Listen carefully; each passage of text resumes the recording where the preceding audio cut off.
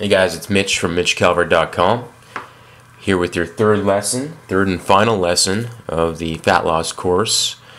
Essentially how to set up your meal plan for best results. So this oddly shaped circle in the middle of the screen is a plate that you would typically eat with, unless you eat with your hands, but we're hoping you don't. So this is a handy guide Precision Nutrition came out with, where it's essentially based on the palm or the hand size of the individual. So obviously that varies person to person, but typically the smaller the hand, the smaller your basic metabolic rate, so the less calories you can consume to lose weight. So we're going to cut this in half here.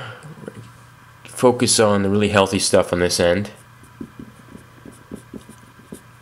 These have to be staples in every meal, so we're talking 2 palm-sized servings of protein. And I'll give you a quick list of preferred sources for that, but that's essentially, a chicken breast. It could be a piece of lean steak, ground beef, fish, lots of options there. So you fill at least a quarter of your page or a quarter of your plate with protein. All right. Now, that's a fist. 2 fists of cooked vegetables. Ready? Simple enough. Try to get this a little more in focus. So protein and veggies on half your plate.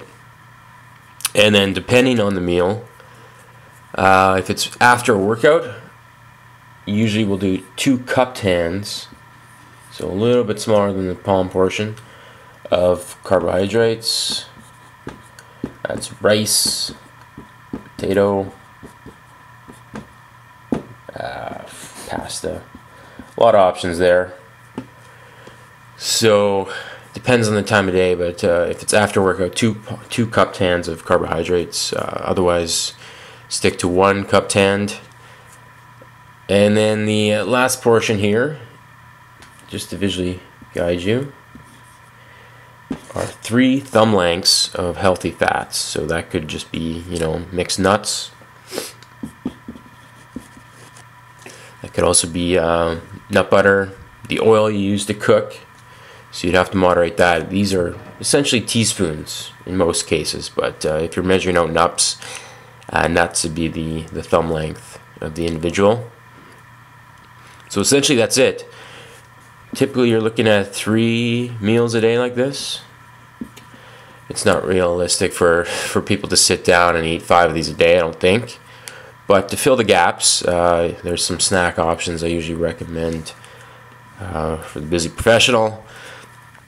That could be, snacks. Let's go here. Snacks, protein shake, mixed nuts on the side, cottage cheese, again, good source of protein, Greek yogurt.